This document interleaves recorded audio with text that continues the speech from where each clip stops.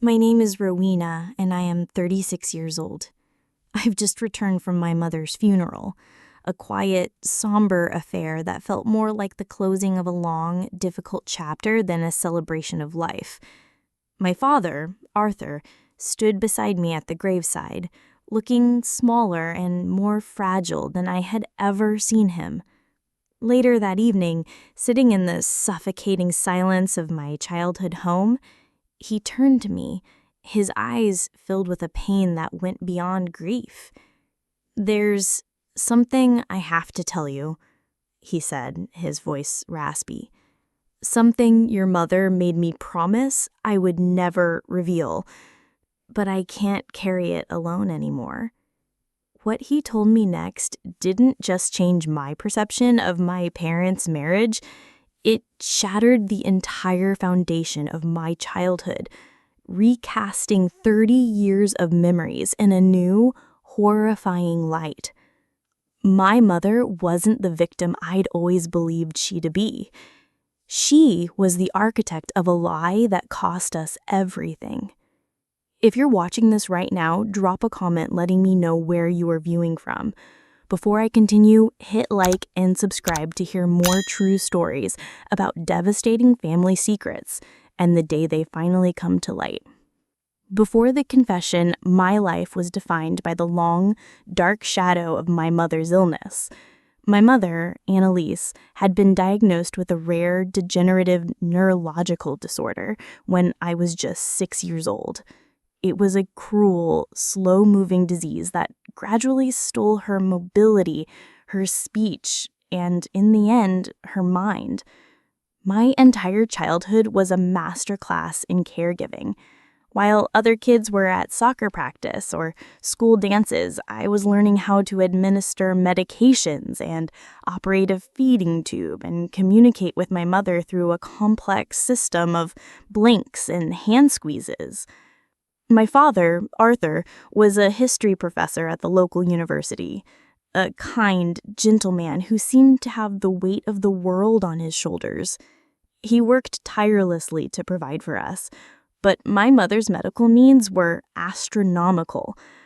Our home, a modest bungalow in a quiet suburban neighborhood, was filled not with laughter and family photos, but with hospital beds, oxygen tanks, and the constant low hum of medical equipment.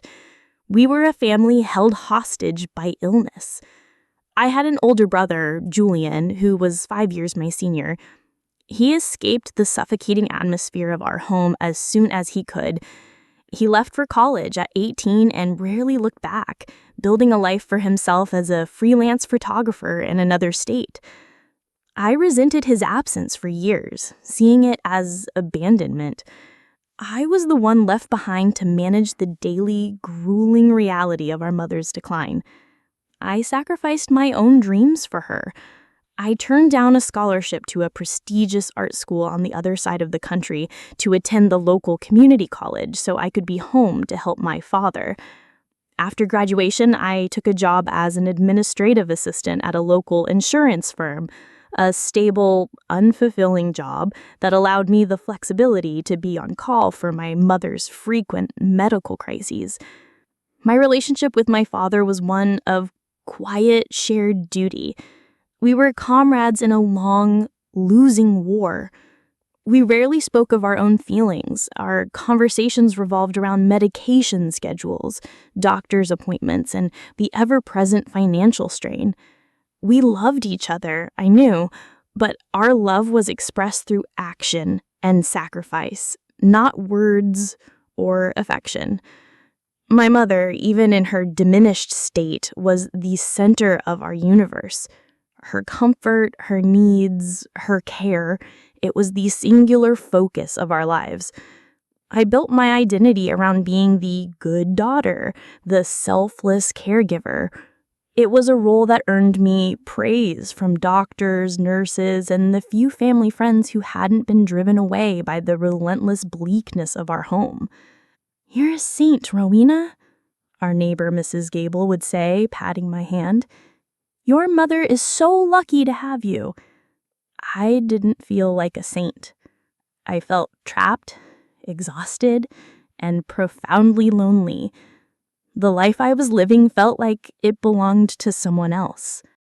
When my mother finally passed away at the age of 58, the primary emotion I felt was not grief, but a vast, terrifying emptiness. For 30 years, my life had been dictated by the rhythm of her illness. Now the metronome had stopped. I was free, but I had no idea who I was or what I was supposed to do with this newfound, unsolicited freedom. Julian flew in for the funeral, looking like a stranger with his weathered face and clothes that smelled of a world I didn't know. He was quiet and respectful, but a chasm of unspoken resentment lay between us. After the service, he hugged me awkwardly. "I'm sorry I wasn't here more," he had said, his eyes not quite meeting mine. "You were the strong one. I couldn't handle it." His words, meant as a compliment, felt like an accusation. I was the strong one because I'd had no other choice. That evening, after Julian had left to catch his flight back to his real life, my father and I sat in the living room.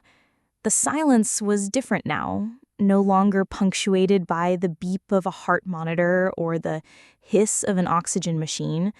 It was just empty. "I couldn't have done it without you, Dad," my father said, his voice thick with unshed tears. "You gave up so much for her, for us." "We did what we had to do, Dad," I replied, using the familiar "we" that had defined our partnership for decades. He shook his head, a strange, almost pained expression on his face. "No, you did what you thought you had to do." He looked at me, his eyes brimming with a terrible, ancient sorrow. "I've lived with a lie for 30 years, Rowena. Your mother made me swear on your life that I would take this secret to my grave. But seeing you, seeing the life you haven't lived, I can't. It's not fair to you. It was never fair." He began to speak, and the story that unraveled was so monstrous, so fundamentally world-altering, that I felt the very floor beneath me begin to give way. It started when I was 6, just before my mother's diagnosis. My father, a young, ambitious professor, had been offered a prestigious fellowship at Oxford University for a year. It was the opportunity of a lifetime, a chance that would have fast-tracked his career and changed their lives. Annalise, my mother, had been terrified of the move. She was a homebody, deeply attached to her small town, her friends, her garden. The thought of uprooting her life, even for a year, filled her with a paralyzing anxiety. They argued for weeks. My father pleaded with her to see the opportunity, the adventure. She refused, growing more and more withdrawn. Then the symptoms began. It started with a slight tremor in her hand, then a stumble on the stairs. She complained of dizziness, of fatigue. She went to a doctor, then another, then a specialist. The initial tests were inconclusive. The doctors were baffled. It was during this period of uncertainty that my father, seeing her apparent distress, made a decision. He turned down the Oxford Fellowship. He chose his wife, his family, over his career. The day I told her I wasn't going, my father's voice broke. The very next day, the tremors stopped. The dizziness vanished. She told me it was a miracle, that my love had healed her. I was so relieved, I didn't question it. A few weeks later, she came to me with a letter of a renowned specialist in another city. The letter, on official-looking letterhead, contained a devastating diagnosis, a rare, incurable neurological disorder. It outlined the progressive nature of the disease, the slow, inevitable decline. "She wept in my arms," my father whispered, his face buried in his hands. "She made me promise we would face it together. At home, She said she couldn't bear the thought of being put in a facility, surrounded by strangers. She made me promise I would never leave her. And I did. I promised. I stared at my father, my mind struggling to process his words. But she was sick. I saw it. I took care of her. She was a brilliant actress, he said, his voice filled with a strange mixture of awe and bitterness. The initial symptoms, before I turned down Oxford, were real. They were psychosomatic, born of her terror of leaving home. But the rest, the 30 years of decline, it was a performance, a lie of breathtaking commitment. He explained that over the years there were moments, small cracks in her facade that had raised his suspicions. A nurse who quietly reported that Annalise's reflexes were surprisingly strong when she thought no one was looking. A physical therapist who expressed confusion that her muscle atrophy wasn't progressing as expected. Once, when he had come home unexpectedly, he had found her standing in the kitchen, reaching for a glass on a high shelf, a feat she supposedly hadn't been capable of for a decade. When she saw him, she had crumpled to the floor, feigning a sudden spasm. At the time, he had dismissed these incidents, telling himself he was seeing what he wanted to see, clinging to a desperate hope for a miracle. But the specialist letter? The diagnosis? I asked, my mind still refusing to accept the reality. A forgery, my father said, his voice hollow. I found the truth a week before she died. I was cleaning out her old writing desk and I found a hidden compartment. Inside was a box of letters. He went to the desk and pulled out a small wooden box. Inside were dozens of letters written in my mother's elegant looping script. They were from a college friend of hers, a woman named Genevieve, who had become a graphic designer. The letters spanned 30 years. Genevieve was the one who created the forged header lead for the specialist diagnosis, my father explained, his hands shaking as he held one of the letters. Annalise confessed everything to her in these letters. It was her one confidant. She details the entire deception, how she researched the disease, how she practiced the symptoms, how she manipulated doctors and nurses, and us. He handed me a letter, dated a few years after her diagnosis. I read my mother's words, and the room began to spin. Arthur is so devoted. He reads to me every night. He's given up everything for me, his career, his friends. I have him completely to myself now, just as it should be. The children are a wonderful help. Rowena is so attentive, a natural little nurse. It is a sacrifice, of course, this life, but to be so loved, so cared for, it is worth any price. The letter was filled with a chilling, narcissistic pride in her own deception. She wasn't a victim. She was a captor. And we, my father, my brother, and I, had been her willing prisoners for 30 years. I confronted her, my father said, his voice barely audible, the day before she died.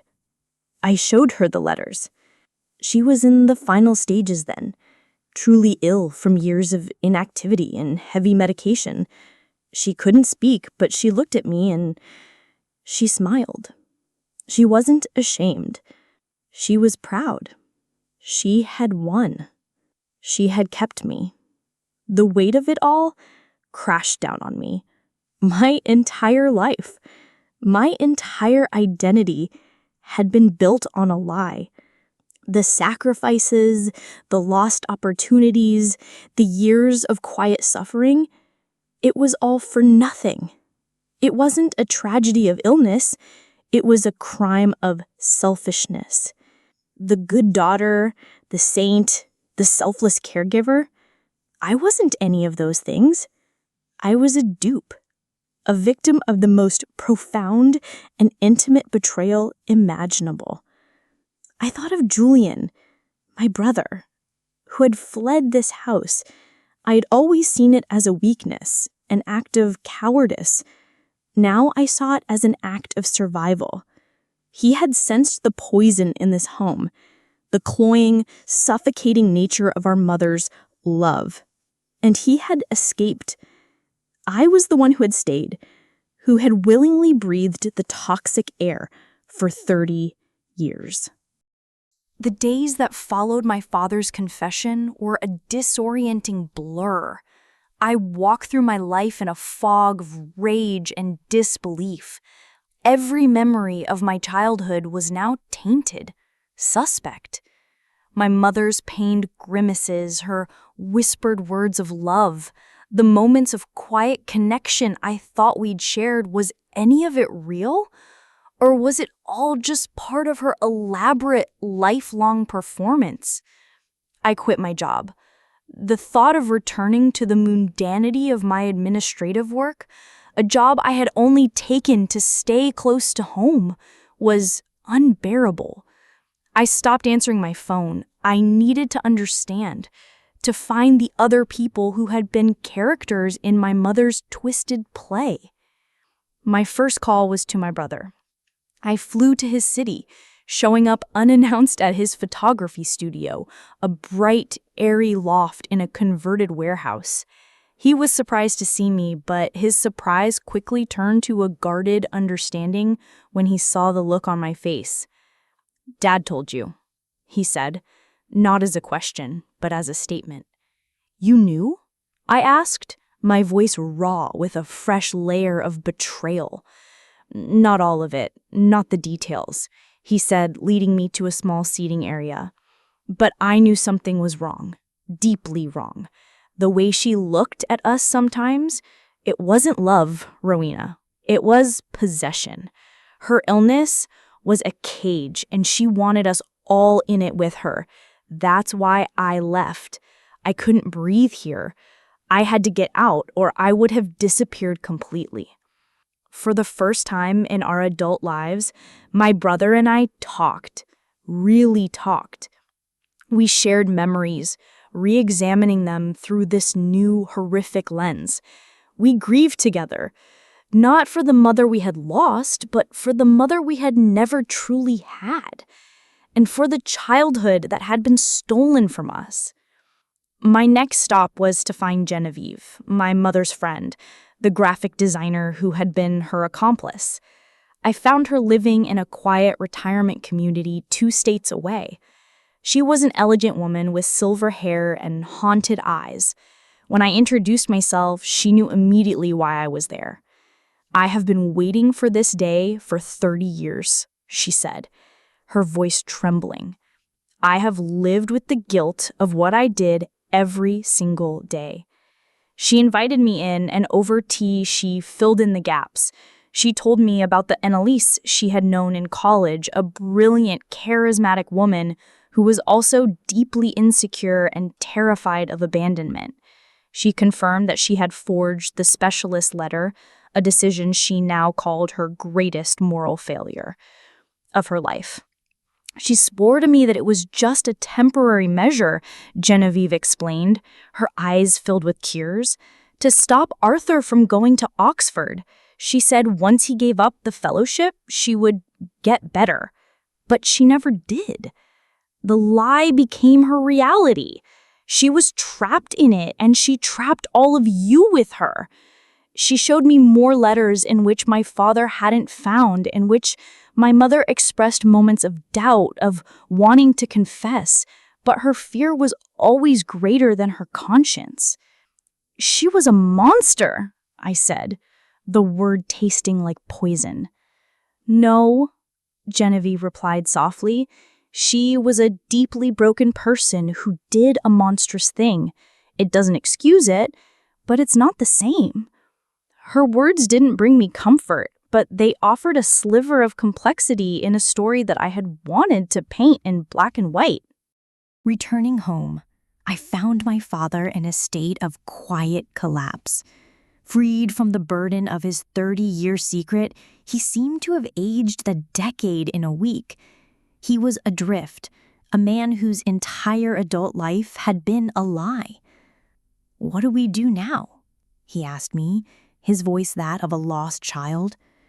"We start over," I said, the words feeling foreign but true. We sold the house, the physical monument to our family's fictional tragedy. We held an estate sale, getting rid of the hospital beds, the medical equipment, the furniture that was saturated with years of false suffering. It was a cleansing, a painful but necessary exorcism of the life we had never actually lived. With the proceeds from the sale and the small inheritance my mother had left, an irony that was not lost on us, we decided to do the one thing my father had given up for her lie.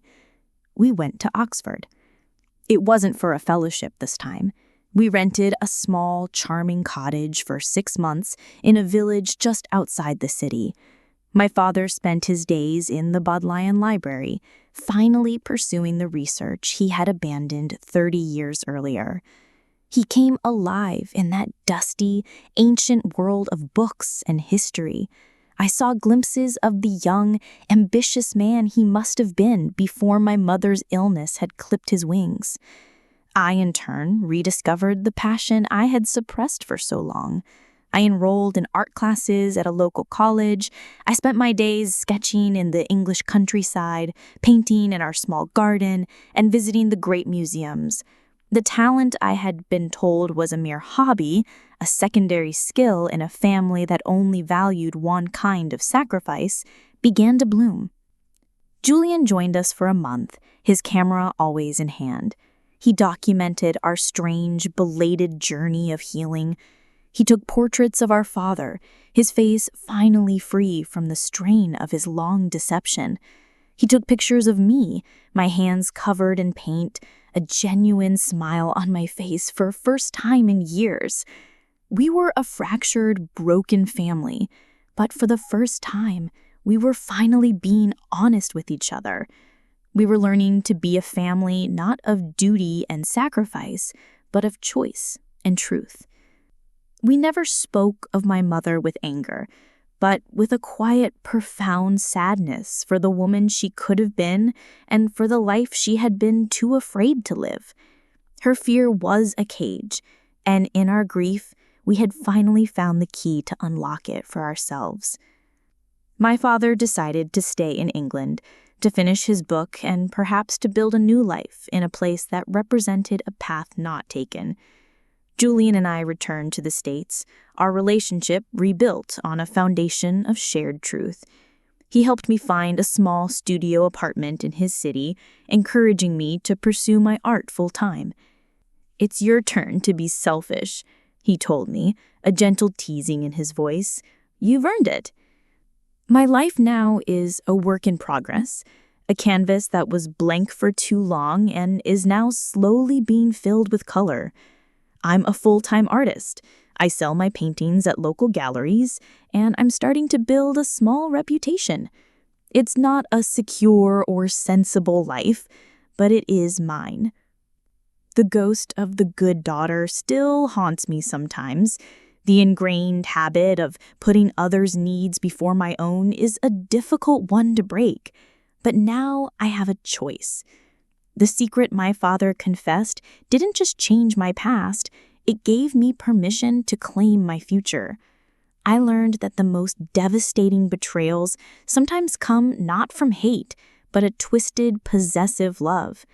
And that true freedom is not the absence of responsibility, but the power to choose who and what you are responsible for.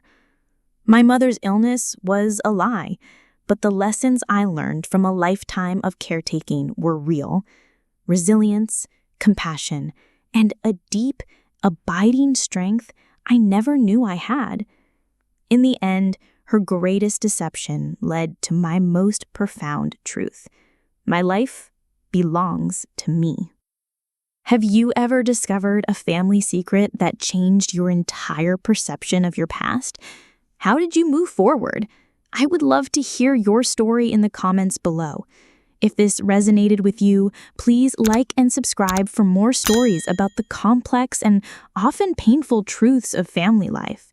Remember that your story is your own, and you have the right to live it truthfully, no matter what secrets the past may hold. Thank you for listening, and may you always have the courage to face your own truths.